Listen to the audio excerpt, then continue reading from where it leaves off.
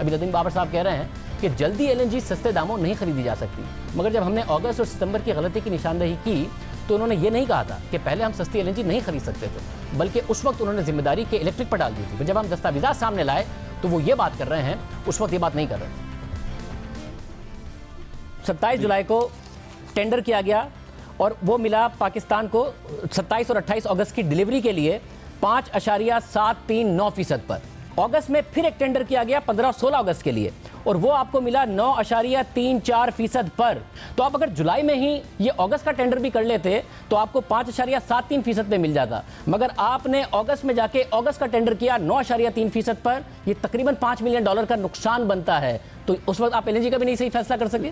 Karachi electric ने पहले हमारे साथ कोई एग्रीमेंट नहीं एलएनजी का, उन्होंने शॉर्टेज की वजह से उन्होंने कहा हमें और दे दें। हमने टेम्परेरली एसएनजीपीएल की गैस उनको डिवर्ट की और मीनवाइल उसको रिप्लेस किया कंडीशनल कार्गो से। मगर अगस्त के बाद आपने यही मिस्टेक दोबारा की। अगस्त में आपने टेंडर किया, 2 टेंडर्स मिले, 12 की पे चल रहे हैं। बात तो सुन ले, सितंबर की डिलीवरी के लिए एक 7.9% पर और एक 25 से 26 सितंबर की डिलीवरी के लिए 6.9% पर। तीसरा टेंडर आपको अवेलेबल था 8.4% पर, मगर सितंबर में जाके आपने फिर दोबारा 22 और 23 सितंबर की डिलीवरी के लिए टेंडर किया 10.88% पर। फिर नीचे पीएलएल ने ये लिखा कि एसएनजीपीएल की तरफ से अचानक डिमांड आ गई थी जिसका हमें पता नहीं था और इसको फोर्स ही नहीं किया जा सकता था। फिर यही गलती और साहब फिर $5 मिलियन का नुकसान।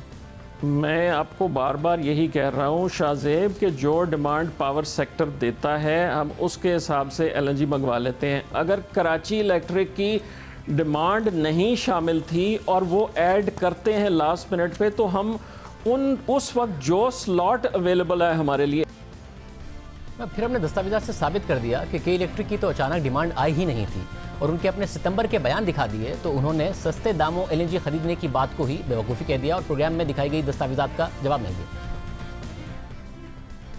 के इलेक्ट्रिक को 2018 से 190 MMCFD गैस मिलने लगी, मगर नदीम बाबर और उमर अयूब साहब ने दावा किया कि अगस्त और सितंबर में अचानक के इलेक्ट्रिक की तरफ से डिमांड आने की वजह से एलएनजी आखिरी वक्त में ऑर्डर की गई, जिसकी वजह से महंगी पड़ी। हम आपके सामने मजीद हक़ाइक़ रखते हैं।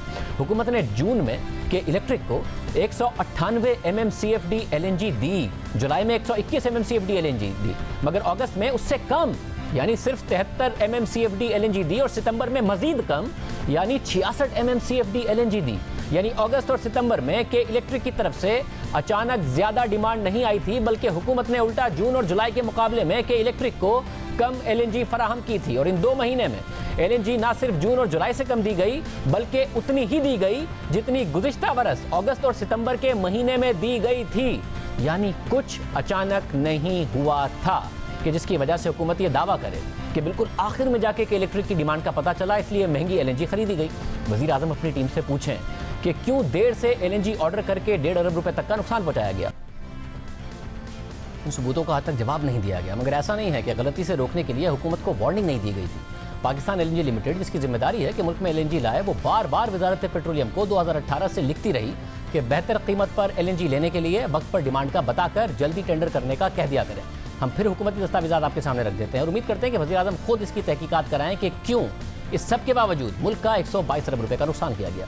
नवंबर 2018 में वजारत पेट्रोलियम को पाकिस्तान एलएनजी लिमिटेड की तरफ से खत लिखा गया कि सुई नॉर्थ ने 25 अक्टूबर को अपनी दिसंबर, जनवरी और फरवरी की एलएनजी की ज़रूरत का बताया है और प्रोक्योरमेंट के लिए दरकार वक्त का ख्याल नहीं रखा है। सर्दियों में सूरत हाल और मुश्किल हो जाती है। पाकिस्तान एलएनजी ने सुई नॉर्थ और वजारत बिजली से बार बार दरख्वास्त की है कि वक्त पर एलएनजी की डिमांड का बता दिया करें, क्योंकि बेहतर कीमतों पर एलएनजी हासिल करने के लिए 3 से 4 माह दरकार होते हैं और इस सब के लिए पेपरा रूल्स और एलएनजी मार्केट के डायनामिक्स को मद्देनजर रखना चाहिए। अब इतनी आखिरी स्टेज पर जब एलएनजी की प्रोक्योरमेंट का कहा जाएगा तो सर्दियों में एलएनजी की ज़्यादा डिमांड की वजह से बिड्स का आना मुश्किल होगा और कीमतें ज़्यादा हो सकती हैं। खत में मज़ीद लिखा गया कि पाकिस्तान एलएनजी लिमिटेड ने 1 नवंबर 2018 को अपने बोर्ड ऑफ डायरेक्टर्स की मीटिंग में इस बात पर अदम इत्मीनान का इज़हार किया कि सुई नॉर्थ और वजारत बिजली की तरफ से सही वक्त पर एलएनजी की डिमांड नहीं बताई जाती। हम ये भी वाज़ा करना चाहते हैं कि सबकी वजह से एलएनजी की सप्लाई में कमी या एलएनजी टर्मिनल को पूरी तरह इस्तेमाल करने की जिम्मेदारी पाकिस्तान एलएनजी कंपनी पर नहीं डाली जा सकती। साथ में ये भी लिख दिया कि इतने कम टाइम में हम दिसंबर 2018 के लिए एलएनजी का इंतजाम नहीं कर सकते, क्योंकि पेपरा के रूल्स इसकी इजाज़त नहीं देते, मगर जनवरी और फरवरी के लिए टेंडर्स किए जाएंगे। बाद में भी पाकिस्तान एलएनजी की तरफ से हुकूमत को जल्दी डिमांड बताने का कहा गया कि बेहतर कीमत पर एलएनजी खरीदी जा सके, मगर फिर 2020 में यही गलतियाँ दोहराई।